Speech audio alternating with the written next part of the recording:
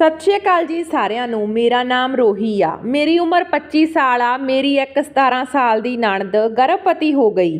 ਅਚਾਨਕ ਸਾਡੇ ਘਰ ਵਿੱਚ ਰੌਲਾ ਪੈ ਗਿਆ। ਜਦੋਂ ਵੀ ਉਸ ਨੂੰ ਪੁੱਛਿਆ ਜਾਂਦਾ ਤਾਂ ਇਹ ਸਭ ਕਿਸਨੇ ਕੀਤਾ ਤਾਂ ਉਹ ਡਰ ਕੇ ਕੁਝ ਨਹੀਂ ਕਹਿੰਦੀ। ਮੇਰੀ ਸੱਸ ਉਸ ਨੂੰ ਆਪਣੇ ਨਾਲ ਕਮਰੇ ਵਿੱਚ ਲੈ ਜਾਂਦੀ ਤੇ ਉਸ ਨੂੰ ਆਪਣੇ ਕੋਲ ਸਵਾਉਂਦੀ।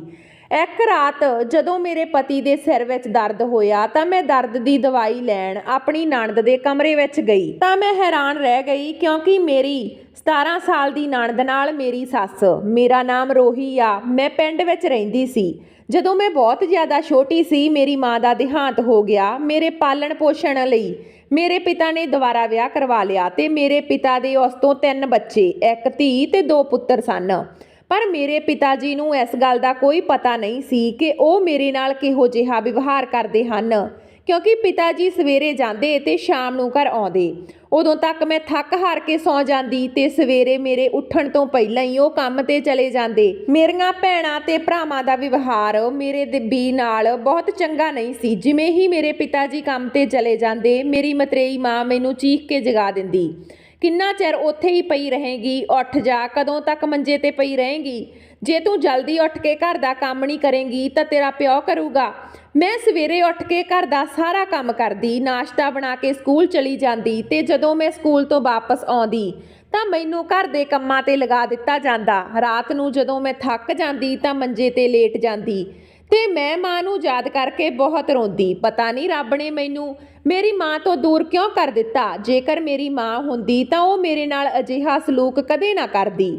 ਮੈਂ ਪਾਪਾ ਨੂੰ ਕਈ ਵਾਰ ਦੱਸਣ ਦੀ ਕੋਸ਼ਿਸ਼ ਕੀਤੀ। ਜਿਵੇਂ ਹੀ ਮੇਰੇ ਪਿਤਾ ਜੀ ਆਉਂਦੇ ਤੇ ਮੈਂ ਉਹਨਾਂ ਲਈ ਖਾਣਾ ਲੈ ਕੇ ਜਾਂਦੀ ਤਾਂ ਮਾਂ ਮੇਰੇ ਹੱਥੋਂ ਖਾਣਾ ਖੋਹ ਲੈਂਦੀ ਤੇ ਮੇਰੇ ਪਿਤਾ ਦੇ ਸਾਹਮਣੇ ਗੁੱਸੇ ਨਾਲ ਕਹਿੰਦੀ ਕਿ ਸਾਰਾ ਦਿਨ ਉੱਥੇ ਪਈ ਰਹਿਨੀ ਆ। ਉਹ ਮੇਰੇ ਬਾਰੇ ਪਿਤਾ ਜੀ ਨੂੰ ਸ਼ਿਕਾਇਤਾਂ ਕਰਦੀ ਰਹਿੰਦੀ। ਮੈਂ ਚੁੱਪਚਾਪ ਉੱਥੋਂ ਚਲੀ ਜਾਂਦੀ ਤੇ ਥੱਕੀ ਹੋਈ ਸੌਂ ਜਾਂਦੀ। ਮੇਰੇ ਪਿਤਾ ਜੀ ਵੀ ਮੇਰੀ ਮਾਂ ਦੀ ਗੱਲ ਸੁਣਦੇ ਸਨ। ਮੇਰੇ ਪਿਤਾ ਜੀ ਦਾ ਮੇਰੇ ਪ੍ਰਤੀ ਵਿਵਹਾਰ ਵੀ ਪਹਿਲਾਂ ਵਰਗਾ ਨਹੀਂ ਸੀ। ਮੈਂ ਰਾਤ ਨੂੰ ਬਹੁਤ ਰੋਂਦੀ ਤੇ ਰੱਬ ਨੂੰ ਪੁੱਛਦੀ ਕਿ ਮੈਂ ਇਹ ਸਭ ਤੋਂ ਕਦੋਂ ਮੁਕਤ ਹੋਵਾਂਗੀ ਤੇ ਮੈਂ ਸ਼ਾਂਤੀ ਦੀ ਜ਼ਿੰਦਗੀ ਕਦੋਂ ਜੀ ਸਕਾਂਗੀ। ਮੈਨੂੰ ਨਹੀਂ ਪਤਾ ਸੀ ਕਿ ਖੇਡਣ ਕੁੱਦਣ ਦੀ ਬਜਾਏ ਮੇਰਾ ਬਚਪਨ ਇਸ ਦੁਵਿਧਾ ਵਿੱਚ ਹੀ ਬੀਤ ਜਾਵੇਗਾ। ਇਸ ਹਾਲਾਤਾਂ ਨੇ ਮੈਨੂੰ ਆਪਣੇ ਸਮੇਂ ਤੋਂ ਪਹਿਲਾਂ ਹੀ ਵੱਡਾ ਕਰ ਦਿੱਤਾ ਸੀ। ਮੇਰੇ ਭੈਣ ਭਰਾ ਵੀ ਮੇਰੇ ਨਾਲ ਇਸੇ ਤਰ੍ਹਾਂ ਪੇਸ਼ ਆਉਂਦੇ ਸੀ। ਮੇਰੇ ਪਿਤਾ ਜੀ ਨੇ ਮੇਰੇ ਭੈਣ ਭਰਾਵਾਂ ਨੂੰ ਬਹੁਤ ਪੜ੍ਹਾਇਆ ਲਿਖਾਇਆ ਸੀ ਤੇ ਉਹਨਾਂ ਨੂੰ ਬਹੁਤ ਸਮਰੱਥ ਬਣਾਇਆ ਸੀ। ਮਾਂ ਨੂੰ ਇਸ ਗੱਲ ਤੇ ਵੀ ਮਾਣ ਸੀ ਕਿ ਉਸਨੇ 2 ਪੁੱਤਰਾਂ ਨੂੰ ਜਨਮ ਦਿੱਤਾ ਅਤੇ ਮੈਂ ਆਪਣੀ ਮਾਂ ਦੀ ਆਖਰੀ ਨਿਸ਼ਾਨੀ ਹਾਂ, ਇਸ ਵਿੱਚ ਕੋਈ ਸ਼ੱਕ ਨਹੀਂ ਸੀ। ਮੇਰੇ ਪਿਤਾ ਜੀ ਮੇਰੀ ਮਾਂ ਨੂੰ ਬਹੁਤ ਪਿਆਰ ਕਰਦੇ ਸਨ ਤੇ ਉਹ ਸਿਰਫ ਮੇਰੀ ਪਰਵਰਿਸ਼ ਲਈ ਦੁਬਾਰਾ ਵਿਆਹ ਕਰਨ ਲਈ ਰਾਜੀ ਹੋ ਗਏ ਸਨ। ਪਰ ਮੇਰੀ ਕਿਸਮਤ ਵਿੱਚ ਕੁਝ ਹੋਰ ਹੀ ਲਿਖਿਆ ਸੀ। ਮੇਰੀ ਦੂਜੀ ਮਾਂ ਨੇ ਮੇਰੇ ਨਾਲ ਕਦੇ ਵੀ ਇਸ ਤਰ੍ਹਾਂ ਦਾ ਵਿਵਹਾਰ ਨਹੀਂ ਕੀਤਾ ਸੀ ਜਿਸ ਤਰ੍ਹਾਂ ਦਾ ਮੇਰੇ ਪਿਤਾ ਨੇ ਸੋਚਿਆ ਸੀ। ਇਸ ਦੇ ਉਲਟ ਉਹ ਮੈਨੂੰ ਮੇਰੇ ਪਿਤਾ ਦੀਆਂ ਨਜ਼ਰਾਂ ਵਿੱਚੋਂ ਇਸ ਹੱਦ ਤੱਕ ਗਲਤ ਸਾਬਤ ਕਰ ਸਕਦੀ ਹੈ ਕਿ ਮੈਂ ਇਸ ਬਾਰੇ ਸੋਚ ਵੀ ਨਹੀਂ ਸਕਦੀ। ਆਖਰਕਾਰ ਇੱਕ ਮਤਰੇਈ ਮਾਂ ਹੁੰਦੀ ਆ। ਮੈਂ ਹੁਣ ਸਕੂਲ ਖਤਮ ਕਰ ਲਿਆ ਸੀ ਤੇ ਮੇਰੀ ਮਤਰੇਈ ਮਾਂ ਨੇ ਹੁਣ ਮੇਰੇ ਲਈ ਰਿਸ਼ਤੇ ਲੱਭਣੇ ਸ਼ੁਰੂ ਕਰ ਦਿੱਤੇ। ਉਹ ਮੇਰੇ ਲਈ ਅਜਿਹੇ ਅਜੀਬ ਰਿਸ਼ਤੇ ਲੱਭ ਰਹੀ ਸੀ ਜਿਵੇਂ ਉਹ ਮੇਰੇ ਤੋਂ ਛੁਟਕਾਰਾ ਪਾਉਣਾ ਚਾਹੁੰਦੀ ਹੋਵੇ। ਇਉਂ ਲੱਗ ਰਿਹਾ ਸੀ ਜਿਵੇਂ ਮੈਂ ਪਰਿਵਾਰ ਦੇ ਸਾਰੇ ਜੀਆਂ ਲਈ ਬੋਝ ਬਣ ਗਈ ਹਾਂ। ਹਰ ਕੋਈ ਮੇਰੇ ਤੋਂ ਛੁਟਕਾਰਾ ਪਾਉਣਾ ਚਾਹੁੰਦਾ ਸੀ। ਮੈਨੂੰ ਨਹੀਂ ਪਤਾ ਸੀ ਕਿ ਮੈਂ ਉਹਨਾਂ ਦਾ ਕੀ ਬੁਰਾ ਕੀਤਾ। ਮੈਨੂੰ ਇਹ ਵੀ ਨਹੀਂ ਪਤਾ ਸੀ ਕਿ ਇਹ ਸਭ ਮੇਰੇ ਨਾਲ ਕਿਉਂ ਹੋ ਰਿਹਾ।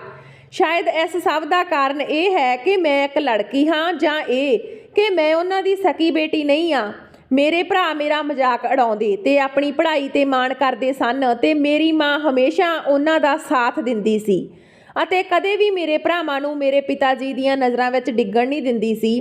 ਹਮੇਸ਼ਾ ਮੈਨੂੰ ਬੇਇੱਜ਼ਤ ਕਰਦੀ ਰਹਿੰਦੀ। ਮੇਰੀ ਮਾਮੀ ਮੇਰੀ ਮਤਰੇਈ ਮਾਂ ਦੀ ਗੈਰ ਹਾਜ਼ਰੀ ਵਿੱਚ ਮੈਨੂੰ ਮਿਲਣ ਆਉਂਦੀ ਤੇ ਕਹਿੰਦੀ ਕਿ ਬੇਟੀ ਸਬਰ ਰੱਖ, ਰੱਬ ਨੇ ਤੇਰੇ ਲਈ ਕੁਝ ਚੰਗਾ ਸੋਚਿਆ ਹੋਵੇਗਾ।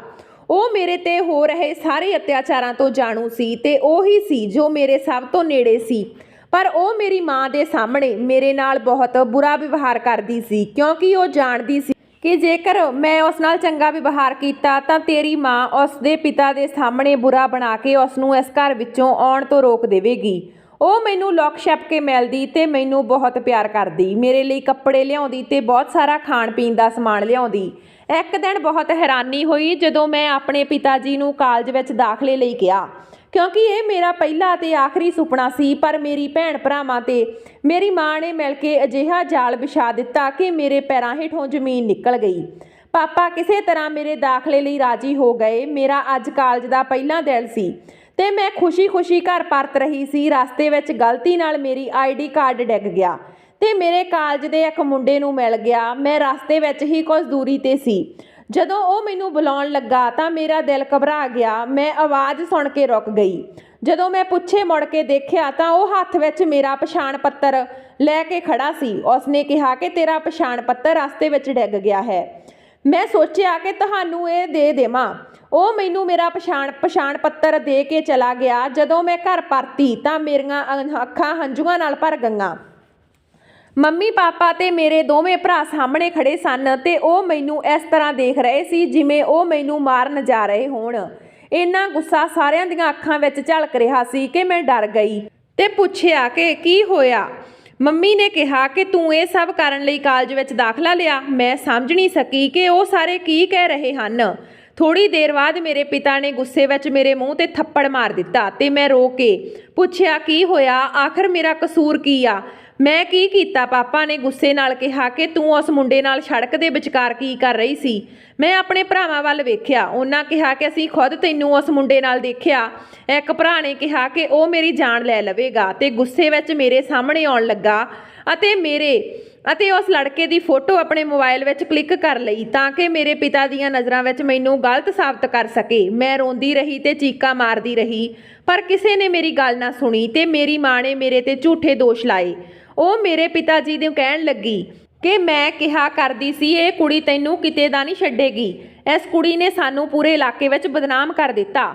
ਇਸ ਨੂੰ ਇੰਨਾ ਪੜ੍ਹਾਉਣ ਤੇ ਲਿਖਾਉਣ ਦੀ ਕੀ ਲੋੜ ਆ। ਕੋਈ ਵੀ ਰਿਸ਼ਤਾ ਦੇਖ ਕੇ ਜਲਦੀ ਨਾਲ ਇਸ ਦਾ ਵਿਆਹ ਕਰਾ ਦਿਓ ਤੇ ਕਿਹਾ ਕਿ ਇਸ ਤੋਂ ਪਹਿਲਾਂ ਕਿ ਇਹ ਮੂੰਹ ਕਾਲਾ ਕਰਕੇ ਚਲੀ ਜਾਵੇ ਉਸ ਨੂੰ ਇਸ ਘਰ ਤੋਂ ਦੂਰ ਕਰ ਦਿਓ। ਤੇ ਪਿਤਾ ਜੀ ਨੇ ਕਿਹਾ ਕਿ ਜਲਦੀ ਜਾਓ, ਮੇਰੀਆਂ ਨਜ਼ਰਾਂ ਤੋਂ ਦੂਰ ਹੋ ਜਾਓ। ਮੈਂ ਰੋਂਦੀ ਹੋਈ ਆਪਣੇ ਕਮਰੇ 'ਚ ਚਲੀ ਗਈ। ਮੈਂ ਸਾਰੀ ਰਾਤ ਰੋਂਦੀ ਰਹੀ। ਮੇਰੀ ਕੀ ਗਲਤੀ ਆ, ਮੈਨੂੰ ਕਿਸ ਗੁਨਾਹ ਦੀ ਸਜ਼ਾ ਮਿਲ ਰਹੀ ਆ।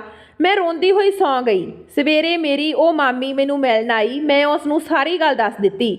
ਉਹ ਮੈਨੂੰ ਰੱਬ ਵਿੱਚ ਵਿਸ਼ਵਾਸ ਰੱਖਣ ਅਤੇ ਸਬਰ ਕਰਨ ਲਈ ਕਹਿਣ ਲੱਗੀ ਤੇ ਕਿਹਾ ਕਿ ਮੈਂ ਤੇਰੇ ਨਾਲ ਹਾਂ, ਮੈਂ ਕੋਈ ਹੱਲ ਲੱਭ ਲਵਾਂਗੀ। ਇਹ ਕਹਿ ਕੇ ਉਹ ਚਲੀ ਗਈ। ਮੇਰੇ ਭਰਾਵਾਂ ਨੇ ਮੇਰੀ ਪੜ੍ਹਾਈ ਬੰਦ ਕਰਾ ਦਿੱਤੀ। ਮੇਰੀ ਮਾਂ ਮੈਨੂੰ ਸਾਰਾ ਦਿਨ ਤਾਨੇ ਮਾਰਦੀ ਰਹਿੰਦੀ। ਮੇਰੇ ਪਿਤਾ ਨੇ ਵੀ ਮੇਰੇ ਨਾਲ ਸਹੀ ਸਲੂਕ ਨਾ ਕੀਤਾ। ਇੱਕ ਦਿਨ ਮੇਰੀ ਉਹ ਮਾਮੀ ਘਰ ਆਈ ਤੇ ਮੇਰੇ ਮਾਤਾ ਪਿਤਾ ਨੂੰ ਮੇਰੇ ਬਾਰੇ ਬੁਰਾ ਭਲਾ ਬੋਲਣ ਲੱਗੀ।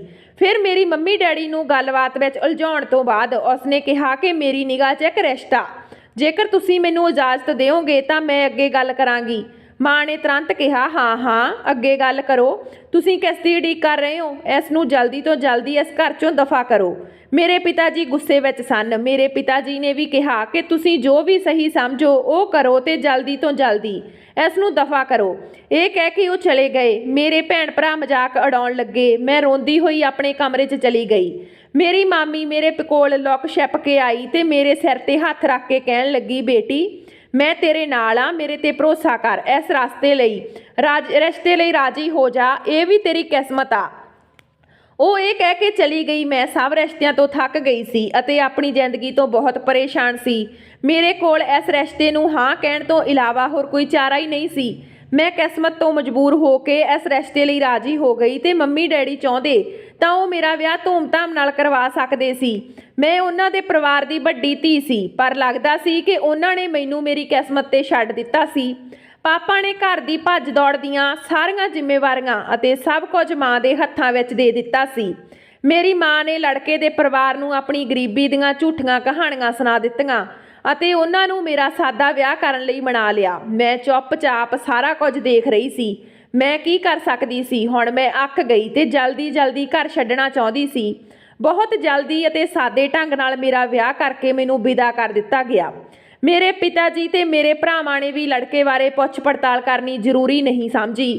ਕਿਸੇ ਨੇ ਇਹ ਨਹੀਂ ਪਤਾ ਕੀਤਾ ਕਿ ਉਹ ਕੀ ਕਰਦਾ, ਕੌਣ ਆ, ਉਹ ਕਿਹੋ ਜਿਹੇ ਲੋਕ ਆ, ਉਹ ਮੈਨੂੰ ਕਿਵੇਂ ਰੱਖਣਗੇ। ਉਹ ਸਭ ਆਪਣੇ ਸਿਰ ਤੋਂ ਮੇਰਾ ਬੋਝ ਉਤਾਰਨਾ ਚਾਹੁੰਦੇ ਸੀ। ਇਸ ਲਈ ਉਹਨਾਂ ਨੇ ਕੁਝ ਵੀ ਪਤਾ ਨਹੀਂ ਕੀਤਾ। ਉਹਨਾਂ ਨੇ ਕੋਈ ਜਾਂਚ ਨਹੀਂ ਕੀਤੀ ਤੇ ਮੈਨੂੰ ਭੱਠੀ 'ਚ ਸੁੱਟ ਦਿੱਤਾ। ਅਤੇ ਸੱਚ ਕਹਾਂ ਤਾਂ ਮੈਂ ਵੀ ਉਹਨਾਂ ਵੱਲ ਮੂੰਹ ਮੋੜ ਕੇ ਦੇਖਣ ਲਈ ਤਿਆਰ ਨਹੀਂ ਸੀ। ਵੈਸੇ ਵੀ ਜਦੋਂ ਮੈਂ ਸਭ ਕੁਝ ਛੱਡ ਕੇ ਆਪਣੇ ਸਹੁਰੇ ਘਰ ਆਈ ਤੇ ਜਿਵੇਂ ਹੀ ਮੈਂ ਉੱਥੇ ਪੈਰ ਰੱਖਿਆ ਤਾਂ ਮੈਂ ਹੈਰਾਨ ਰਹਿ ਗਈ। ਮੈਂ ਆਪਣੀ ਜ਼ਿੰਦਗੀ ਵਿੱਚ ਕਦੇ ਨਹੀਂ ਸੋਚਿਆ ਸੀ ਕਿ ਮੇਰੀ ਕਿਸਮਤ ਅਜਿਹਾ ਮੋੜ ਲੈਣ ਵਾਲੀ ਆ। ਮੇਰੀ ਜ਼ਿੰਦਗੀ ਵਿੱਚ ਸਭ ਕੁਝ ਬਦਲ ਜਾਵੇਗਾ। ਇੰਨਾ ਆਲੀਸ਼ਾਨ ਘਰ, ਨੌਕਰ ਚਾਕਰ, ਉਹ ਸਭ ਕੁਝ, ਇਸ ਬਾਰੇ ਮੈਂ ਕਦੇ ਸੋਚਿਆ ਵੀ ਨਹੀਂ ਸੀ। ਬੜੇ ਆਲੀਸ਼ਾਨ ਢੰਗ ਨਾਲ ਮੇਰਾ ਸਵਾਗਤ ਕੀਤਾ ਗਿਆ। ਮੇਰੇ ਸਹੁਰੇ ਘਰ ਮੇਰੀ ਸੱਸ ਸਹੁਰਾ, ਮੇਰੀ ਛੋਟੀ ਨਣਦ ਤੇ 3 ਦਿਓਰ ਸਨ। ਮੈਂ ਸਭ ਤੋਂ ਵੱਡੀ ਨੂੰਹ ਬਣ ਕੇ ਇਸ ਘਰ ਵਿੱਚ ਆਈ ਸੀ। ਮੇਰੇ ਸਹੁਰੇ ਘਰ ਵਿੱਚ ਹਰ ਕਿਸੇ ਦਾ ਵਿਵਹਾਰ ਬਹੁਤ ਚੰਗਾ ਸੀ ਤੇ ਖਾਸ ਕਰਕੇ ਮੇਰੇ ਪਤੀ ਦਾ। ਮੇਰੇ ਪਤੀ ਨੇ ਮੇਰਾ ਬਹੁਤ ਖਿਆਲ ਰੱਖਿਆ। ਵਿਆਹ ਦੀ ਪਹਿਲੀ ਰਾਤ ਉਸਨੇ ਮੈਨੂੰ ਬਹੁਤ ਸਮਝਾਇਆ ਕਿ ਚਿੰਤਾ ਕਰਨ ਦੀ ਕੋਈ ਲੋੜ ਨਹੀਂ, ਮੈਂ ਹੁਣ ਤੇਰੇ ਨਾਲ ਆ। ਤੂੰ ਇਸ ਘਰ ਵਿੱਚ ਆਰਾਮ ਨਾਲ ਰਹਿ ਸਕਦੀ ਆ। ਇਸ ਘਰ ਦੀ ਇੱਜ਼ਤ ਰੱਖਣ ਦੀ ਜ਼ਿੰਮੇਵਾਰੀ ਤੇਰੀ ਆ। ਇਸ ਘਰ ਦੇ ਲੋਕ ਤੈਨੂੰ ਬੜੇ ਪਿਆਰ ਨਾਲ ਇਸ ਘਰ ਵਿੱਚ ਲੈ ਕੇ ਆਏ ਆ। ਮੈਂ ਬਹੁਤ ਖੁਸ਼ ਸੀ ਤੇ ਸੋਚ ਰਹੀ ਸੀ ਕਿ ਰੱਬ ਨੇ ਮੈਨੂੰ ਇਹ ਸਾਰੀਆਂ ਖੁਸ਼ੀਆਂ ਦਿੱਤੀਆਂ ਹਨ ਜਿਸ ਦੀ ਮੈਨੂੰ ਬਚਪਨ ਤੋਂ ਉਡੀਕ ਸੀ। ਹੁਣ ਮੈਂ ਆਪਣੇ ਪਰਿਵਾਰ ਦਾ ਮੂੰਹ ਵੀ ਨਹੀਂ ਦੇਖਣਾ ਚਾਹੁੰਦੀ ਸੀ। ਮੇਰਾ ਸਵਾਗਤ ਬੜੀ ਧੂਮ-ਧਾਮ ਨਾਲ ਕੀਤਾ ਗਿਆ। ਮੇਰੇ ਪਰਿਵਾਰ ਵਾਲਿਆਂ ਨੂੰ ਵੀ ਦਾਵਤ ਦਿੱਤੀ ਗਈ। ਮੇਰੇ ਪਤੀ ਨੇ ਮੈਨੂੰ ਸਮਝਾਇਆ ਕਿ ਉਹ ਜੋ ਮਰਜ਼ੀ ਹੋਣ, ਉਹ ਤੇਰੇ ਪਰਿਵਾਰ ਮੈਂਬਰ ਹਨ। ਉਹਨਾਂ ਨੇ ਜੋ ਵੀ ਕੀਤਾ ਉਹ ਉਹਨਾਂ ਦੀ ਗਲਤੀ ਸੀ ਤੇ ਪ੍ਰਮਾਤਮਾ ਨੇ ਤੈਨੂੰ ਤੇਰੇ ਸਬਰ ਦਾ ਫਲ ਦਿੱਤਾ। ਅਸਲ ਵਿੱਚ ਮੇਰਾ ਪਤੀ ਮੇਰੀ ਮਾਮੀ ਦਾ ਭਤੀਜਾ ਸੀ। ਉਹ ਮੇਰੇ ਨਾਲ ਹੋਏ ਸਾਰੇ ਅਤਿਆਚਾਰਾਂ ਬਾਰੇ ਚੰਗੀ ਤਰ੍ਹਾਂ ਜਾਣਦਾ ਸੀ। ਉਹ ਮੇਰੇ ਕਿਸੇ ਵੀ ਭੇਦ ਤੋਂ ਅਣਜਾਣ ਨਹੀਂ ਸੀ। ਉਹ ਸਭ ਕੁਝ ਜਾਣਦਾ ਸੀ। ਜਦੋਂ ਮੇਰੇ ਪਰਿਵਾਰਕ ਮੈਂਬਰ ਸਾਡੇ ਘਰ ਆਏ ਤਾਂ ਉਹਨਾਂ ਦੀਆਂ ਅੱਖਾਂ ਖੁੱਲ੍ਹੀਆਂ ਰਹਿ ਗਈਆਂ। ਇਹ ਸਭ ਕਿਵੇਂ ਹੋਇਆ? ਅਸੀਂ ਤਾਂ ਇਸ ਨੂੰ ਅਨਾਥ ਸਮਝ ਕੇ ਵਿਦਾ ਕਰ ਦਿੱਤਾ ਸੀ ਤੇ ਇੰਜ ਜਾਪਦਾ ਸੀ ਜਿਵੇਂ ਇੱਥੇ ਆ ਕੇ ਉਸ ਦੀ ਕਿਸਮਤ ਜਾਗ ਗਈ ਹੋਵੇ। ਇੱਥੇ ਹਰ ਕੋਈ ਮੇਰੇ ਅੱਗੇ ਪਿੱਛੇ ਘੁੰਮ ਰਿਹਾ ਸੀ। ਮੇਰੀ ਨਣਦ ਤੇ ਦਿਓਰ ਵੀ ਭਾਬੀ ਕਰਦੇ ਨਹੀਂ ਥੱਕਦੇ ਸੀ ਤੇ ਮੇਰੀ ਸੱਸ ਤੇ ਸਹੁਰਾ ਆਪਣੇ ਪਰਿਵਾਰਕ ਮੈਂਬਰਾਂ ਨਾਲ ਮੇਰੀ ਜਾਣ ਪਛਾਣ ਕਰਵਾ ਰਹੇ ਸੀ। ਇੱਥੇ ਹਰ ਕੋਈ ਅਮੀਰ ਸੀ। ਮੇਰੇ ਪਰਿਵਾਰਕ ਮੈਂਬਰ ਕੋਨੇ ਵਿੱਚ ਖੜ ਕੇ ਸਭ ਕੁਝ ਦੇਖ ਰਹੇ ਸੀ। ਇੰਜ ਲੱਗ ਰਿਹਾ ਸੀ ਜਿਵੇਂ ਇਹ ਸਭ ਦੇਖ ਕੇ ਮੇਰੀ ਮਾਂ ਨੂੰ ਅੱਗ ਲੱਗ ਗਈ ਹੋਵੇ। ਮੇਰੀ ਮਾਂ ਦੀ ਬੱਸ ਨਹੀਂ ਚੱਲ ਰਹੀ ਸੀ, ਨਹੀਂ ਤਾਂ ਉਹ ਮੇਰੀ ਕਿਸਮਤ ਦਾ ਇੱਥੋਂ ਵੀ ਖੋਹ ਲੈਂਦੀ। ਇੱਥੇ ਵੀ ਉਹ ਮੇਰੇ ਸਹੁਰਿਆਂ ਨੂੰ ਲੁਭਾਉਣ ਦੀ ਕੋਸ਼ਿਸ਼ ਵਿੱਚ ਰੁੱਝੀ ਹੋਈ ਸੀ, ਪਰ ਕਿਸੇ ਨੇ ਵੀ ਉਸ ਵੱਲ ਧਿਆਨ ਨਹੀਂ ਦਿੱਤਾ ਕਿਉਂਕਿ ਰੱਬ ਦੀ ਮਿਹਰ ਸਦਕਾ ਹਰ ਕੋਈ ਮੈਨੂੰ ਦਿਲੋਂ ਪਿਆਰ ਕਰਦਾ ਸੀ। ਦਿਲ ਖੁਸ਼ੀ ਨਾਲ ਬੀਤ ਰਹੇ ਸੀ। ਮੈਂ ਆਪਣੀ ਛੋਟੀ ਨਣਦ ਨੂੰ ਸਭ ਤੋਂ ਵੱਧ ਪਿਆਰ ਕਰਦੀ ਸੀ। ਮੇਰਾ ਉਸ ਨਾਲ ਬਹੁਤ ਲਗਾਵ ਹੋ ਗਿਆ ਸੀ। ਉਹ ਮੈਨੂੰ ਆਪਣੀ ਵੱਡੀ ਭੈਣ ਸਮਝਣ ਲੱਗੀ। ਮੈਂ ਵੀ ਉਸ ਨੂੰ ਆਪਣੀਆਂ ਛੋਟੀਆਂ ਭੈਣਾਂ ਵਾਂਗ ਸਮਝਣ ਲੱਗੀ। ਉਹ ਆਪਣੇ ਬਾਰੇ ਸਭ ਕੁਝ ਮੇਰੇ ਨਾਲ ਸਾਂਝਾ ਕਰਦੀ ਸੀ। ਭਾਬੀ ਕਹਿੰਦੀ। ਉਹ ਮੈਨੂੰ ਅੱਗੇ ਪਿੱਛੇ ਘੁੰਮਦੀ ਰਹਿੰਦੀ। ਘਰ ਵਿੱਚ ਹਰ ਕੋਈ ਉਸ ਨੂੰ ਬਹੁਤ ਪਿਆਰ ਕਰਦਾ। ਪਤਾ ਨਹੀਂ ਕਿਉਂ ਮੈਂ ਉਸ ਵਿੱਚ ਆਪਣਾ ਬਚਪਨ ਦੇਖਦੀ ਸੀ। ਮੈਂ ਉਸ ਦੀਆਂ ਅੱਖਾਂ ਵਿੱਚ ਉਦਾਸੀ ਦੇਖ ਸਕਦੀ ਸੀ। ਲੱਗਦਾ ਸੀ ਜਿਵੇਂ ਉਸ ਦੀ ਮੁਸਕਰਾਹਟ ਪਿੱਛੇ ਕੋਈ ਡੂੰਘਾ ਜ਼ਖਮ ਛਿਪਿਆ ਹੋਵੇ। ਫਿਰ ਮੈਂ ਉਸ ਨੂੰ ਆਪਣਾ ਭੁਲੇਖਾ ਸਮਝ ਕੇ ਅਣਦੇਖਿਆ ਕਰ ਦਿੰਦੀ। ਦਿਨ ਇਵੇਂ ਹੀ ਲੰਘਦੇ ਰਹੇ। ਮੈਂ ਆਪਣੀ ਸੱਸ ਨਾਲ ਅਜਿਹਾ ਮਹਿਸੂਸ ਕਰਦੀ ਸੀ ਜਿਵੇਂ ਉਹ ਮੇਰੀ ਸੱਸ ਨਹੀਂ ਸਗੋਂ ਮੇਰੀ ਮਾਂ ਹੋਵੇ। ਉਹ ਮੇਰੇ ਨਾਲ ਮੇਰੀ ਅਸਲ ਮਾਂ ਨਾਲੋਂ ਵੀ ਵਧੀਆ ਤਰੀਕੇ ਨਾਲ ਪੇਸ਼ ਆਉਂਦੀ ਸੀ। ਉਹ ਮੈਨੂੰ ਘਰ ਦਾ ਕੋਈ ਕੰਮ ਨਹੀਂ ਕਰਨ ਦਿੰਦੀ ਸੀ। ਨੌਕਰ ਹੀ ਘਰ ਦਾ ਕੰਮ ਕਰਦੇ ਸੀ। ਮੇਰੀ ਨਣਦ ਮੇਰੇ ਕੋਲ ਆ ਕੇ ਬੈਠ ਜਾਂਦੀ ਤੇ ਮੈਨੂੰ ਕੁਝ ਕਹਿਣ ਵਾਲੀ ਹੀ ਹੁੰਦੀ ਸੀ, ਪਰ ਫਿਰ ਉਹ ਅਚਾਨਕ ਡਰ ਜਾਂਦੀ ਤੇ ਮੇਰੀ ਸੱਸ ਤੁਰੰਤ ਉੱਥੇ ਆ ਕੇ ਉਸ ਨੂੰ ਜੱਫੀ ਪਾ ਕੇ ਲੈ ਜਾਂਦੀ ਤੇ ਕਹਿੰਦੀ ਕਿ ਤੂੰ ਬਹੁਤ ਕਮਜ਼ੋਰ ਹੋ ਰਹੀ ਆ, ਚੱਲ ਆਰਾਮ ਕਰ, ਮੈਂ ਤੈਨੂੰ ਦੁੱਧ ਗਰਮ ਕਰਕੇ ਦਿੰਨੀ ਆ। ਤੇ ਉਸ ਨੂੰ ਪਿਆਰ ਨਾਲ ਆਪਣੇ ਨਾਲ ਲੈ ਜਾਂਦੀ ਤੇ ਆਪਣੇ ਕੋਲ ਸਵਾਉਂਦੀ।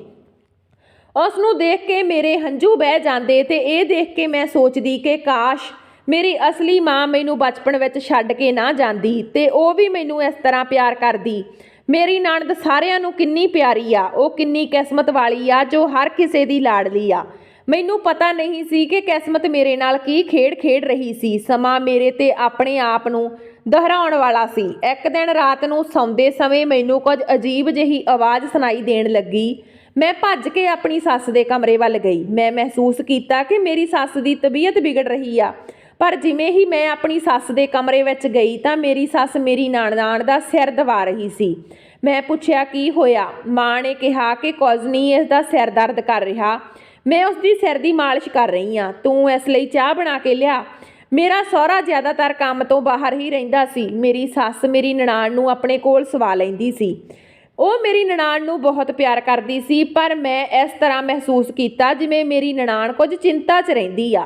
ਉਸ ਦੀਆਂ ਅੱਖਾਂ ਵਿੱਚ ਅਜੀਬ ਜਿਹੀ ਝਿਜਕ ਦਿਖਦੀ ਸੀ। ਜਦੋਂ ਮੈਂ ਉਸ ਨੂੰ ਕਈ ਵਾਰ ਪੁੱਛਣ ਦੀ ਕੋਸ਼ਿਸ਼ ਕੀਤੀ ਤਾਂ ਉਹ ਡਰ ਜਾਂਦੀ।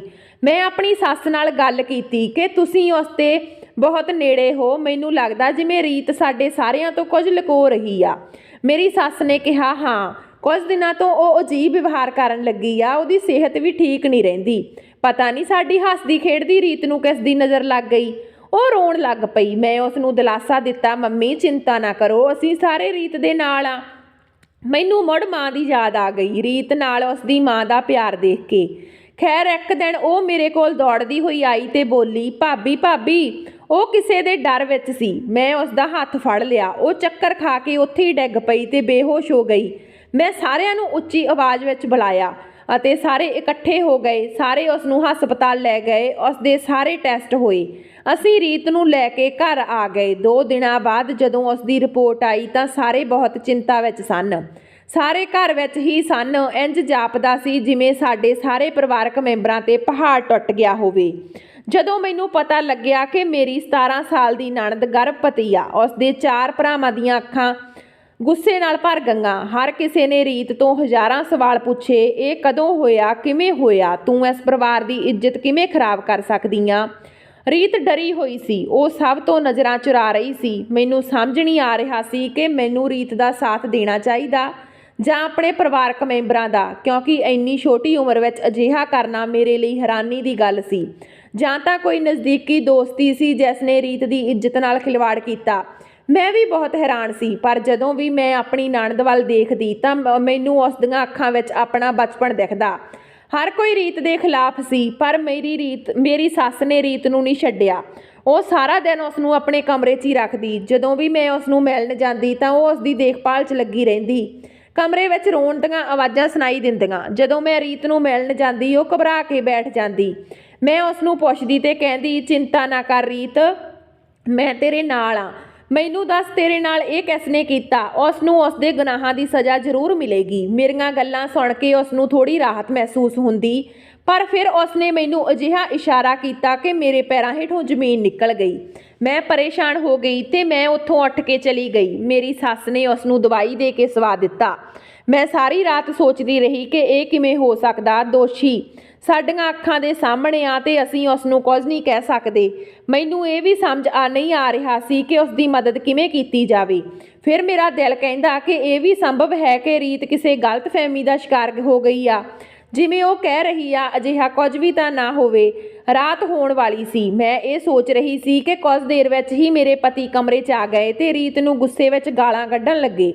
ਮੈਂ ਉਸ ਨੂੰ ਸਮਝਾਉਣ ਦੀ ਬਹੁਤ ਕੋਸ਼ਿਸ਼ ਕੀਤੀ ਕਿ ਰੀਤ ਬੇਕਸੂਰ ਹੋ ਸਕਦੀ ਆ, ਪਰ ਉਹ ਮੰਨਣ ਨੂੰ ਤਿਆਰ ਨਹੀਂ ਸੀ। ਉਹ ਕਹਿਣ ਲੱਗਾ, ਮੇਰੇ ਸਿਰ 'ਚ ਦਰਦ ਹੋ ਰਿਹਾ। ਮੈਂ ਇਹ ਸੋਚ ਕੇ ਪਾਗਲ ਹੋ ਜਾਵਾਂਗਾ।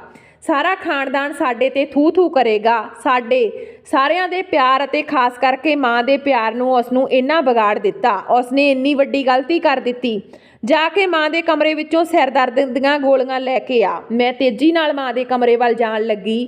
ਮੈਨੂੰ ਅੰਦਰੋਂ ਰੀਤ ਦੇ ਰੋਣ ਦੀ ਆਵਾਜ਼ ਆਉਣ ਲੱਗੀ। ਮੈਂ ਹੌਲੀ ਦੇਣੇ ਕਮਰੇ ਵੱਲ ਝਾਕ ਕੇ ਦੇਖਿਆ ਤਾਂ ਮੇਰੇ ਹੋਸ਼ ਉੱਡ ਗਏ। ਮੈਂ ਘਬਰਾ ਗਈ। ਮੈਨੂੰ ਆਪਣੀਆਂ ਅੱਖਾਂ 'ਤੇ ਵਿਸ਼ਵਾਸ ਨਹੀਂ ਹੋ ਰਿਹਾ ਸੀ। ਮੇਰੀਆਂ ਅੱਖਾਂ ਵਿੱਚ ਲਗਾਤਾਰ ਹੰਝੂ ਵਹਿ ਰਹੇ ਸੀ। ਮੈਂ ਸੋਚ ਰਹੀ ਸੀ ਕਿ ਰੀਤ ਨਾਲ ਕੁਝ ਅਜਿਹਾ ਹੋ ਵੀ ਸਕਦਾ ਜਿਸ ਦੀ ਅਸੀਂ ਕਲਪਨਾ ਵੀ ਨਹੀਂ ਕਰ ਸਕਦੇ। ਪਰ ਮੈਂ ਕਿਵੇਂ ਇਹਨਾਂ ਖਿਆਲਾਂ ਵਿੱਚ ਗਵਾਚੀ ਹੋਈ ਸੀ ਕਿ ਮੇਰੇ ਸਾਹਮਣੇ ਹਰ ਉਹ ਯਾਦ ਤਾਜ਼ਾ ਹੋ ਗਈ ਜੋ ਮੇਰੇ ਬਚਪਨ ਵਿੱਚ ਮੇਰੇ ਨਾਲ ਹੋਇਆ ਸੀ। ਨਹੀਂ, ਮੈਂ ਰੀਤ ਦਾ ਸਾਥ ਨਹੀਂ ਛੱਡ ਸਕਦੀ। ਸ਼ਾਇਦ ਰੱਬ ਨੇ ਮੈਨੂੰ ਇਸੇ ਲਈ ਇਸ ਘਰ ਵਿੱਚ ਭੇਜਿਆ ਸੀ। ਇਹ ਸਭ ਕੁਝ ਮੇਰੇ ਦਿਲ ਵਿੱਚ ਅਜੇ ਚੱਲ ਹੀ ਰਿਹਾ ਸੀ ਕਿ ਉਦੋਂ ਹੀ ਮੇਰੀ ਸੱਸ ਨੇ ਮੇਰੇ ਮੋਢੇ 'ਤੇ ਹੱਥ ਰੱਖ ਕੇ ਕਿਹਾ।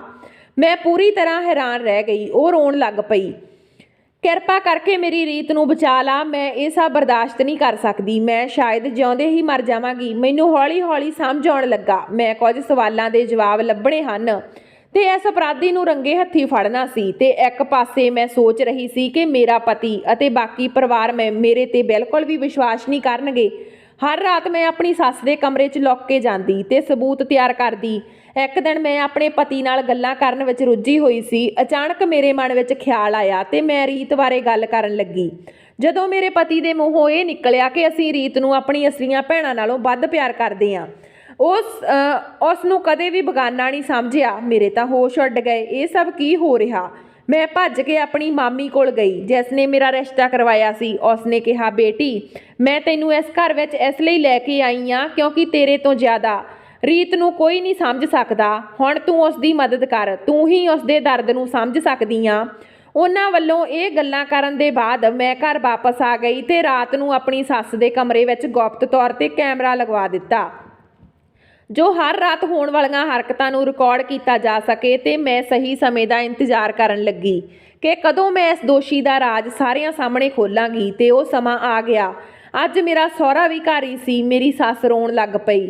ਉਹਨਾਂ ਨੂੰ ਰੀਤ ਦੀ ਗਰਭ ਅਵਸਥਾ ਬਾਰੇ ਦੱਸਣ ਲੱਗੀ। ਘਰ ਵਿੱਚ ਮੇਰੇ ਪਤੀ ਤੇ 3 ਦਿਓਰ ਵੀ ਸਨ। ਮੈਂ ਕਿਹਾ, ਇੱਕ ਵਾਰੀ ਮੇਰੀ ਗੱਲ ਸੁਣੋ ਤੇ ਫਿਰ ਰੀਤ ਨੂੰ ਜੋ ਮਰਜ਼ੀ ਸਜ਼ਾ ਦੇ ਦਿਓ। ਮੈਂ ਸਭ ਨੂੰ ਸੱਚ ਦੱਸ ਦਿੱਤਾ, ਪਰ ਮੇਰੇ ਪਤੀ ਨੇ ਮੇਰੇ ਤੇ ਹੱਥ ਚੁੱਕਣ ਲੱਗਾ ਤੇ ਬੋਲਿਆ, ਖਬਰਦਾਰ ਜੇ ਤੂੰ ਮੇਰੀ ਮਾਂ ਨੂੰ ਇੱਕ ਹੋਰ ਸ਼ਬਦ ਵੀ ਕਿਹਾ। ਉਹ ਮੈਨੂੰ ਥੱਪੜ ਮਾਰਨ ਹੀ ਵਾਲਾ ਸੀ ਤਾਂ ਰੀਤ ਨੇ ਚੀਖ ਕੇ ਮੇਰੇ ਪਤੀ ਦਾ ਹੱਥ ਫੜ ਲਿਆ ਤੇ ਕਿਹਾ, ਬਹੁਤ ਹੋ ਗਿਆ ਭਰਾ, ਹੁਣ ਹੋਰ ਨਹੀਂ। ਮੇਰਾ ਸਬਰ ਦਾ ਬੰਨ੍ਹ ਟੁੱਟ ਗਿਆ। ਮੈਂ ਤੈਨੂੰ ਸੱਚ ਦੱਸਣਾ ਚਾਹੁੰਦੀ ਆ। ਸਾਰੇ ਮੇਰੇ ਵੱਲ ਹੈਰਾਨੀ ਨਾਲ ਦੇਖਣ ਲੱਗੇ। ਮੈਂ ਕਿਹਾ, ਸਕਾ ਸਕਾ ਹੀ ਹੁੰਦਾ ਤੇ ਬਗਾਨਾ ਬਗਾਨਾ ਹੀ। ਮੇਰੇ ਪਤੀ ਨੇ ਕਿਹਾ, ਤੇਰਾ ਕੀ ਮਤਲਬ ਆ? ਮੈਂ ਕਿਹਾ, ਬਚਪਨ ਵਿੱਚ ਜੋ ਕੁਝ ਮੇਰੇ ਨਾਲ ਹੋਇਆ ਸੀ ਉਹ ਸਭ ਕੁਝ ਰੀਤ ਨਾਲ ਦੁਹਰਾਇਆ ਜਾ ਰਿਹਾ। ਮੈਨੂੰ 3-4 ਵਾਰ ਸ਼ੱਕ ਹੋਇਆ ਜਦੋਂ ਮੈਂ ਰੀਤ ਨੂੰ ਮਾਂ ਦੇ ਕਮਰੇ ਵਿੱਚ ਰੋਂਦਾ ਤੇ ਚੀਕਦਾ ਦੇਖਿਆ। ਮੰਮੀ ਰੀਤ ਦੇ ਵਾਲ ਪੁੱਟ ਕੇ ਰਾਤ ਨੂੰ ਉਸ ਨੂੰ ਕੁੱਟਦੀ ਤੇ ਉਸ ਨੂੰ ਧਮਕੀਆਂ ਦਿੰਦੀ ਸੀ, ਕਿਉਂਕਿ ਮੰਮੀ ਦੇ ਪਾਪਾ ਤੋਂ 4 ਪੁੱਤਰ ਸਨ ਅਤੇ ਰੀਤ ਮੰਮੀ ਦੀ ਮਤਰੇਈ ਧੀ ਸੀ। ਪਾਪਾ ਦੀ ਜ਼ਿਆਦਾਤਰ ਜ਼ਮੀਨ ਜਾਇਦਾਦ ਰੀਤ ਦੇ ਨਾਮ ਸੀ। ਉਹ ਉਸ ਨੂੰ ਕਿਸੇ ਵੀ ਤਰੀਕੇ ਨਾਲ ਸ਼ਰਮਿੰਦਾ ਕਰਕੇ ਇਸ ਘਰ ਚੋਂ ਕੱਢ ਦੇਣਾ ਚਾਹੁੰਦੀ ਸੀ, ਜਾਂ ਉਹ ਉਸ ਨੂੰ ਪਾਗਲ ਸਾਬਤ ਕਰਕੇ ਮੈਂਟਲ ਹਸਪੀਟਲ ਵਿੱਚ ਭੇਜਣਾ ਚਾਹੁੰਦੀ ਸੀ। ਤੇ ਤੁਸੀਂ ਸਾਰੇ ਇਸ ਗੱਲ ਤੋਂ ਅਣਜਾਣ ਸੀ, ਕਿਉਂਕਿ ਤੁਹਾਡੇ ਸਾਹਮਣੇ ਉਹ ਰੀਤ ਨਾਲ ਬਹੁਤ ਪਿਆਰ ਨਾਲ ਪੇਸ਼ ਆਉਂਦੀ ਸੀ।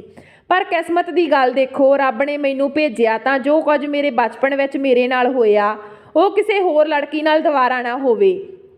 ਪਹਿਲਾਂ ਪਹਿਲ ਤਾਂ ਮੈਨੂੰ ਮਾਂ ਤਾਂ ਰੀਤ ਨਾਲ ਪਿਆਰ ਭਰਿਆ ਵਤੀਰਾ ਦੇਖ ਕੇ ਮੇਰੀ ਮਾਂ ਬਹੁਤ ਯਾਦ ਆਉਂਦੀ, ਪਰ ਮੈਨੂੰ ਬਹੁਤ ਅਜੀਬ ਲੱਗ ਰਿਹਾ ਸੀ ਜਿਸ ਦਿਨ ਤੁਸੀਂ ਮੈਨੂੰ ਦੱਸਿਆ ਕਿ ਰੀਤ ਤੁਹਾਡੀ ਅਸਲੀ ਭੈਣ ਨਹੀਂ ਤੇ ਤੁਹਾਡੀ ਮਤਰੇਈ ਭੈਣ ਆ। ਇਸ ਲਈ ਮੈਂ ਭੱਜ ਕੇ ਆਪਣੀ ਮਾਮੀ ਕੋਲ ਗਈ ਤੇ ਮਾਮੀ ਨੇ, ਜੋ ਕਿ ਰੀਤ ਦੀ ਮਾਂ ਅਤੇ ਰੀਤ ਬਾਰੇ ਸਭ ਕੁਝ ਜਾਣਦੀ ਸੀ, ਮੈਨੂੰ ਸਭ ਕੁਝ ਦੱਸਣ ਲੱਗੀ। ਕਿਵੇਂ ਰੀਤ ਦੇ ਪਿਤਾ ਦੇ ਸਾਹਮਣੇ ਰੀਤ ਦੀ ਮਾਂ ਨੂੰ ਗਲਤ ਸਾਬਤ ਕਰਕੇ ਪੈਸਿਆਂ ਦੇ ਲਾਲਚ ਵਿੱਚ ਉਸ ਨੂੰ ਘਰੋਂ ਕੱਢ ਦਿੱਤਾ ਗਿਆ ਸੀ। ਉਸਨੇ ਸਾਰੀ ਉਮਰ ਤੈਨੂੰ ਧੋਖਾ ਦਿੱਤਾ। ਇਹ ਸਭ ਕੁਝ ਕਹਿਣ ਦੇ ਬਾਅਦ ਵੀ ਮੇਰੀ ਗੱਲ ਤੇ ਕੋਈ ਵਿਸ਼ਵਾਸ ਨਹੀਂ ਕਰ ਰਿਹਾ ਸੀ। ਰੀਤ ਨੇ ਵੀ ਰੋਣਾ ਸ਼ੁਰੂ ਕਰ ਦਿੱਤਾ ਤੇ ਸਾਰਿਆਂ ਨੂੰ ਦੱਸ ਦਿੱਤਾ, ਪਰ ਕੋਈ ਵੀ ਮੇਰਾ ਸਾਥ ਦੇਣ ਲਈ ਤਿਆਰ ਨਹੀਂ ਸੀ। ਮੇਰੇ ਸਹੁਰੇ ਨੇ ਕਿਹਾ ਕਿ ਹਾਂ, ਮੈਂ ਗਲਤੀ ਜ਼ਰੂਰ ਕੀਤੀ ਆ, ਸ਼ਾਇਦ ਕੁੜੀ ਸਹੀ ਆ। ਜਦੋਂ ਮੇਰੇ ਸਹੁਰਾ ਰੋਣ ਲੱਗਾ ਤਾਂ ਮੈਂ ਕਿਹਾ, ਪਾਪਾ ਤੁਸੀਂ ਸਭ ਨੂੰ ਸੱਚ ਦੱਸ ਦਿਓ। ਪਾਪਾ ਨੇ ਕਿਹਾ, ਮੈਂ ਆਪਣੀ ਪਹਿਲੀ ਪਤਨੀ ਦੇ ਕਹਿਣ ਤੇ ਰੀਤ ਦੀ ਮਾਂ ਨੂੰ ਦੇ ਨਾਲ ਦੂਜੀ ਵਾਰ ਵਿਆਹ ਕੀਤਾ ਸੀ। ਜਦੋਂ ਉਸਨੇ ਆਪਣੀ ਸਾਰੀ ਜਾਇਦਾਦ ਮੇਰੇ ਨਾਮ ਕਰ ਦਿੱਤੀ ਤਾਂ ਮੈਂ ਉਸ ਤੇ ਝੂਠੇ ਇਲਜ਼ਾਮ ਲਗਾਏ ਤੇ ਉਸ ਨੂੰ ਘਰੋਂ ਕੱਢ ਦਿੱਤਾ। ਪਰ ਮੈਂ ਇਹ ਸਭ ਆਪਣੀ ਪਤਨੀ ਦੇ ਕਹਿਣ ਤੇ ਕੀਤਾ ਤੇ ਹੁਣ ਮੈਂ ਸਮਝ ਗਿਆ ਕਿ ਉਹ ਔਰਤ ਮੇਰੇ ਨਾਲ ਕਿਹੜੀ ਖੇਡ ਖੇਡ ਰਹੀ ਸੀ। ਰੀਤ ਦੀ ਮਾਂ ਕੁਝ ਸਾਲਾਂ ਬਾਅਦ ਇਸ ਦੁਨੀਆ ਤੋਂ ਚਲੀ ਗਈ, ਪਰ ਉਸ ਦੀ ਸਾਰੀ ਦੌਲਤ ਰੀਤ ਦੇ ਨਾਮ ਤੇ ਹੈ। ਉਹ ਸਾਨੂੰ ਇੰਨੇ ਸਾਲਾਂ ਤੋਂ ਬਿਨਾਂ ਕਿਸੇ ਕਾਰਨ ਦੇ ਧੋਖਾ ਦੇ ਰਹੀ ਸੀ ਤੇ ਮੈਂ ਕਦੇ ਸਮਝ ਨਹੀਂ ਸਕਿਆ ਤੇ ਅਣਜਾਣ ਰਿਹਾ। ਇਸ ਦੇ ਬਾਅਦ ਮੈਂ ਸਭ ਕੁਝ ਉਸ ਦੇ ਹੱਥਾਂ 'ਚ ਛੱਡ ਦਿੱਤਾ ਤੇ ਮੇਰੇ ਵੱਲੋਂ ਰੀਤ ਦੀ ਮਾਂ ਤੇ ਕੀਤਾ ਗਿਆ ਸ਼ੱਕ ਵੀ ਝੂਠਾ ਸੀ। ਇਸ ਔਰਤ ਨੇ ਸਾਡੇ ਵਿਚਕਾਰ ਗਲਤਫਹਿਮੀ ਪੈਦਾ ਕਰ ਦਿੱਤੀ ਤੇ ਬੇਕਸੂਰ ਹੋਣ ਦਾ ਬਹਾਨਾ ਲਗਾ ਕੇ ਤਮਾਸ਼ਾ ਦੇਖਣ ਲੱਗੀ। ਉਹ ਰੋਣ ਲੱਗ ਪਏ ਤੇ ਕਹਿਣ ਲੱਗੇ, ਰੀਤ ਮੈਨੂੰ ਮਾਫ਼ ਕਰ ਦੇ ਮੇਰੀ ਬੇਟੀ, ਮੈਂ ਬਹੁਤ ਵੱਡੀ ਗਲਤੀ ਕੀਤੀ ਆ। ਇਹ ਸਭ ਹੋਣ ਦੇ ਬਾਅਦ ਉਸਦੇ 4 ਪੁੱਤਰ ਰੋਣ ਲੱਗੇ ਤੇ ਕਹਿਣ ਲੱਗੇ ਕਿ ਨਹੀਂ, ਸਾਡੀ ਮਾਂ ਅਜਿਹਾ ਨਹੀਂ ਕਰ ਸਕਦੀ। ਮੈਨੂੰ ਯਕੀਨ ਸੀ ਕਿ ਮੇਰਾ ਪਤੀ ਸਾਡੀਆਂ ਗੱਲਾਂ ਤੇ ਵਿਸ਼ਵਾਸ ਨਹੀਂ ਕਰੇਗਾ, ਕਿਉਂਕਿ ਉਹ ਉਹਨਾਂ ਦੀ ਅਸਲੀ ਮਾਂ ਸੀ। ਫਿਰ ਮੈਨੂੰ ਉਹ ਕੈਮਰਾ ਯਾਦ ਆਇਆ। ਮੈਂ ਆਪਣੀ ਸੱਸ ਦੇ ਕਮਰੇ ਵਿੱਚ ਗਈ ਤੇ ਸੱਸ ਦੇ ਕਮਰੇ ਵਿੱਚ ਲਗਾਇਆ ਕੈਮਰਾ ਲਿਆਈ ਤੇ ਆਪਣੇ ਪਤੀ ਨੂੰ ਦਿੰਦੇ ਹੋਏ ਕਿਹਾ ਕਿ ਇਹ ਲਓ ਸਬੂਤ, ਜਿਸ ਵਿੱਚ ਤੁਹਾਡੀ ਮਾਂ ਦੀਆਂ ਸਾਰੀਆਂ ਹਰਕਤਾਂ ਮੌਜੂਦ ਹਨ ਜੋ ਕਿ ਰੀਤ ਇੰਨੇ ਸਮੇਂ ਤੋਂ ਬਰਦਾਸ਼ਤ ਕਰ ਆ ਰਹੀ ਆ। ਉਹ ਕੈਮਰੇ ਦੀ ਵੀਡੀਓ ਦੇਖ ਕੇ ਚਾਰੇ ਭਰਾ ਹੈਰਾਨ ਰਹਿ ਗਏ, ਕਿਵੇਂ ਉਹ ਉਸ ਨੂੰ ਡਰਾਉਂਦੀ ਸੀ। ਤੇ ਫਿਰ ਅਚਾਨਕ ਮੇਰੇ ਮਨ ਵਿੱਚ ਆਇਆ ਤੇ ਕਿਹਾ ਕਿ ਰੀਤ, ਕੀ ਤੁਸੀਂ ਗਰਭਵਤੀ ਹੋ? ਉਸਨੇ ਰੋਂਦੇ ਹੋਏ ਕਿਹਾ, ਭਾਬੀ ਮੈਂ ਅਜਿਹਾ ਕੋਈ ਅਪਰਾਧ ਨਹੀਂ ਕੀਤਾ।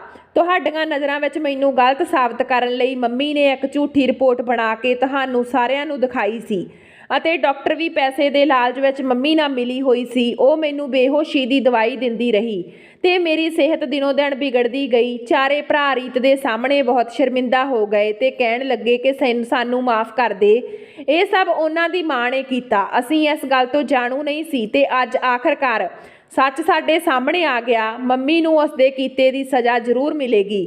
ਅਸੀਂ ਸਾਰੇ ਰੀਤ ਤੇਰੇ ਨਾਲ ਹਾਂ, ਤੇਰੇ ਤੇ ਹੋਏ ਜ਼ੁਲਮ ਦੇ ਜ਼ਿੰਮੇਵਾਰ ਵੀ ਹਾਂ। ਜੇ ਹੋ ਸਕੇ ਤਾਂ ਸਾਨੂੰ ਮਾਫ਼ ਕਰ ਦੇ, ਤੂੰ ਸਾਡੀ ਲਾਡਲੀ ਭੈਣ ਆ ਤੇ ਅੱਜ ਵੀ ਆ ਤੇ ਹਮੇਸ਼ਾ ਰਹੇਗੀ। ਅਸੀਂ ਤੈਨੂੰ ਕਦੇ ਮਤਰੇਈ ਭੈਣ ਨਹੀਂ ਸਮਝਿਆ। ਮੇਰੀ ਸੱਸ ਵੀ ਇਹ ਸਭ ਸੁਣ ਕੇ ਸਿਰ ਝੁਕਾਈ ਖੜੀ ਸੀ, ਪਰ ਕੁਝ ਨਾ ਬੋਲੀ। ਖੈਰ ਇਹ ਮਾਮਲਾ ਕਾਫੀ ਦਿਨਾਂ ਤੱਕ ਤਾਂ ਗਰਮ ਰਿਹਾ। ਉਸ ਤੋਂ ਬਾਅਦ ਸਭ ਕੁਝ ਨਾਰਮਲ ਹੋ ਗਿਆ। ਇਹ ਸਭ ਜਾਣਨ ਤੋਂ ਬਾਅਦ ਅਸੀਂ ਰੀਤ ਦਾ ਚੰਗੀ ਤਰ੍ਹਾਂ ਖਿਆਲ ਰੱਖਿਆ ਤੇ ਉਸ ਤੋਂ ਬਾਅਦ ਉਸ ਦਾ ਵਿਆਹ ਕਰ ਦਿੱਤਾ। ਉਸ ਦੇ ਨਾਮ ਤੇ ਜੋ ਪ੍ਰਾਪਰਟੀ ਸੀ ਉਹ ਆਪਣੇ 4 ਭਰਾਵਾਂ ਦੇ ਨਾਮ ਲਵਾ ਦਿੱਤੀ। ਅਸੀਂ ਉਸ ਨੂੰ ਬਹੁਤ ਮਨਾ ਕੀਤਾ ਕਿ ਇਹ ਸਭ ਤੇਰਾ, ਪਰ ਉਸ ਨੇ ਕਿਹਾ ਕਿ ਮੈਂ ਆਪਣੇ ਭਰਾਵਾਂ ਨਾਲ ਵਰਤਣਾ। ਇਸ ਲਈ ਮੈਨੂੰ ਇਹ ਸਭ ਦੀ ਕੋਈ ਜ਼ਰੂਰਤ ਨਹੀਂ। ਮੈਂ ਨਹੀਂ ਚਾਹੁੰਦੀ ਕਿ ਅਗਲੇ ਘਰ ਜਾ ਕੇ ਵੀ ਇਹ ਸਭ ਦੇ ਪਿੱਛੇ ਲੜਾਈਆਂ ਹੋਣ। ਇਸ ਲਈ ਮੈਂ ਇਹ ਸਾਰਾ ਕੁਝ ਇੱਥੇ ਹੀ ਛੱਡ ਕੇ ਜਾਣਾ ਚਾਹੁੰਦੀ ਹਾਂ। ਅਸੀਂ ਰੀਤ ਦੇ ਘਰ ਆਉਂਦੇ ਜਾਂਦੇ ਹਾਂ ਤੇ ਉਸ ਨੂੰ ਆਪਣੇ ਹਰ ਇੱਕ ਕੰਮ ਵਿੱਚ ਅੱਗੇ ਰੱਖਦੇ ਹਾਂ, ਪਰ ਮੇਰੀ ਸੱਸ ਨਾਲ ਰੀਤ ਦਾ ਹਲੇ ਵੀ ਮਨ ਨਹੀਂ ਮਿਲਿਆ। ਉਹ ਹਾਲੇ ਵੀ ਪਿਛਲੀਆਂ ਗੱਲਾਂ ਨੂੰ ਭੁਲਾ ਨਹੀਂ ਪਾਈ। ਆਪਣੇ ਭਰਾਵਾਂ ਤੇ ਮੈਨੂੰ ਉਹ ਬਹੁਤ ਪਿਆਰ ਕਰਦੀ ਆ। ਸੋ ਦੋਸਤੋ, ਇਹ ਸੀ ਸਾਡੀ ਅੱਜ ਦੀ ਕਹਾਣੀ। ਜੇ ਵਧੀਆ ਲੱਗੀ ਤਾਂ ਲਾਈਕ ਸ਼ੇਅਰ ਜ਼ਰੂਰ ਕਰਿਓ। ਜੋ ਚੈਨਲ ਤੇ ਪਹਿਲੀ ਵਾਰ ਆਉਂਦਾ ਚੈਨਲ ਨੂੰ ਸਬਸਕ੍ਰਾਈਬ ਕਰਿਓ। ਮਿਲਦੇ ਹਾਂ ਨਵੀਂ ਕਹਾਣੀ ਦੇ ਨਾਲ। ਤਦ ਤੱਕ ਸਤਿ ਸ਼੍ਰੀ ਅਕਾਲ।